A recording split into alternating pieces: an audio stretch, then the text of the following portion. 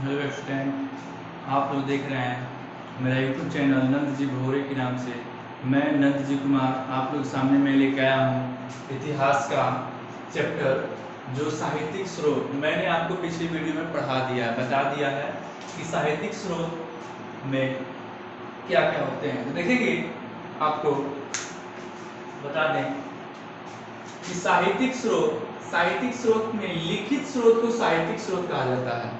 लिखित स्रोत को, इसका डेफिनेशन होता है कि लिखित स्रोत को साहित्यिक स्रोत कहा जाता है। यह प्राचीन इतिहास की जानकारी का सबसे बड़ा स्रोत है। यह प्राचीन इतिहास की जानकारी का सबसे बड़ा स्रोत है।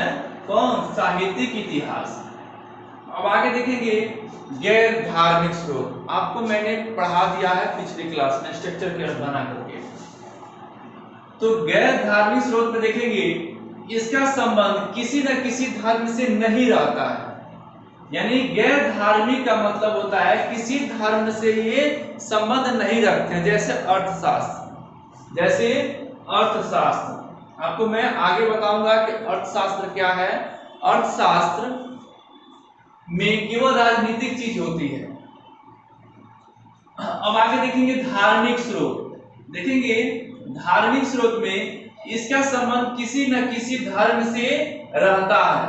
यानी धार्मिक संबंध में स्रोत में किसी न किसी धर्म से रहता है। यानी हिंदू धर्म में से है तो वो ब्राह्मण धर्म को मानेंगे, ये धर्म से रहता है। अब देखेंगे गैर ब्राह्मण स्रोत। क्या देखेंगे? गैर ब्राह्मण स्रोत। यानी गैर ब्राह्मण स्रोत का मतलब हो गया कि ये हिंदू धर्म से संबंध नहीं रखते हैं और ये किसी भी धर्म से संबंध नहीं रखते हैं। जैसे भगवान को पूजा जाता है, इसमें उसको पूजा नहीं जाता है। इसमें गैर ब्राह्मण में हो गया कि ये लोग अपना धर्म चलाते हैं, जैसे बौद्ध धर्म और जैन धर्म। इसका होगा कि वैसा स्रोत जिसका संबंध हिंदू धर्म से नहीं रहता है। आपको इसमें लिख दिया हूं इसका डिफिनेशन गैर ब्राह्मण में कि वैसा स्रोत जिसका संबंध किसी भी हिंदू धर्म से नहीं रहता है उसे हम लोग गैर ब्राह्मण स्रोत कहते हैं। जैसे हम देखिएगा जैन धर्म और बौद्ध धर्म। जैन धर्म और बौद्ध धर्म। जैन धर्म का मैं अलग से एक वीडियो बना दूंगा, जैन धर्म का भी, और एक बौद्ध धर्म का भी मैं एक अलग से वीडियो बना दूंगा आपको आगे क्लास में। तो देखेंगे आगे जैन साहित्य में देखेंगे। जैन साहित्य प्राकृत भाषा में मिले हैं। जैन साहित्य प्राकृत भाषा में मिले हैं। इन्हें आगम कहते हैं। इसे प्राकृत भाषा में जो मिला है उसे आगम कहते हैं। इसमें उदाहरण देखेंगे, इसमें 12 अंग है, 12 उपांग है, अजरांग सूत्र है और भगवती सूत्र है और मूल सूत्र आदि पुराण है। यानी प्राकृत भाषा में मिले हैं कौन? जैन साहित्य। जैन साहित्य यानी जैन धर्म का जो भी पुस्तक रहा वो प्राकृत भाषा में है। आपको मैं आगे की क्लास में बता दूंगा, जैन धर्म का वीडियो जब बताऊंगा तो बताऊंगा कि जैन धर्म की भाषा प्राकृत थी और बौद्ध धर्म में पढ़ाऊंगा जैन धर्म की भाषा प्राकृत थी और बौद्ध धर्म की भाषा पाली भाषा थी।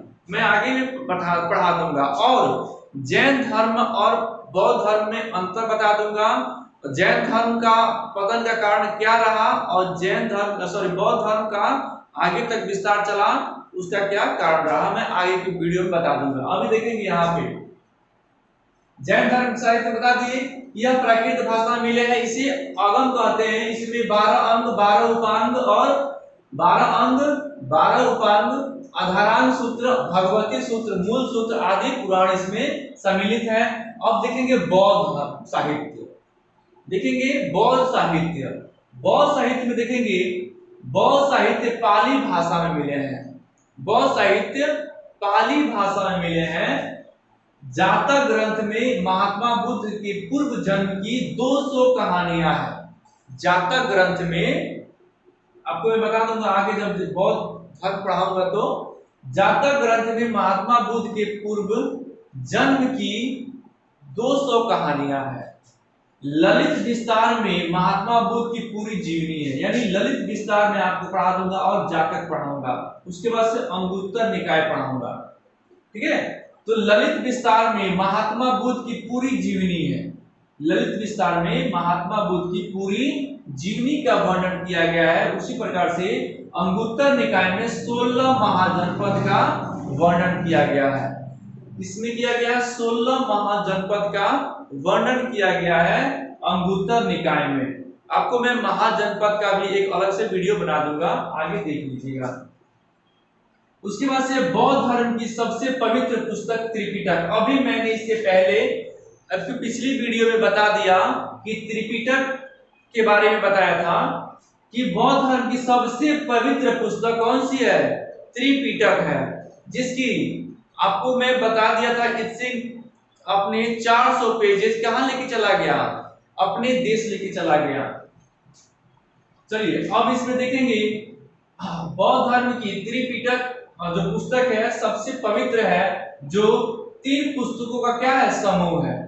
पहला है सूत पिटक, यह सबसे बड़ा पिटक है। सूत पिटक त्रिपिटक का सबसे बड़ा सूत पिटक है। उसके बाद से है दूसरा विनय पिटक, उसके बाद दूसरा है आपका विनय पिटक, यह सबसे छोटा पिटक है। त्रिपिटक में सबसे छोटा पिटक है। इसमें बौद्ध धर्म में प्रवेश की चर्चा है। इसमें बौद्ध धर्म में प्रवेश की चर्चा है कि कैसे इसमें प्रवेश किया जा सकता है, कैसे नहीं। उसके बाद से है अभिधम पिटक। तीसरा है आपका अभिधम पिटक। इसमें सबसे देखेंगे इसमें कि महात्मा बुद्ध के दार्शनिक विचारों की चर्चा की गई है। यानी अभिधम पिटक में महात्मा बुद्ध के विचारों का क्या किया गया है? चर्चा किया गया है। दार्शनिक विचारों का चर्चा किया गया है। चलिए मैं आशा करता हूं कि आप लोगों को ये वीडियो पसंद आया होगा। साहित्यिक स्रोत और जैन साहित्य, बौद्ध साहित्य और धार्मिक स्रोत, गैर धार्मिक स्रोत और गैर ब्राह्मण और गैर धार्मिक स्रोत। अब मैं आगे की क्लास में बताऊंगा आप लोग अगले वीडियो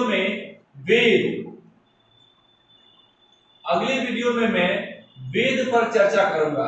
इस पर वेद पर अगले वीडियो आप लोग को जल्दी मिल जाएगा। वेद की चर्चा करूंगा। आई होप, मैं आशा करता हूं कि सभी स्टूडेंट इस वीडियो को अच्छे से देख लिए होंगे और समझ में आ गया होगा। और इस वीडियो को सभी के पास शेयर करें ताकि सबको पढ़ने में मदद मिले। और मेरे वीडियो को लाइक और शेयर कमेंट जरूर करें। धन्यवाद।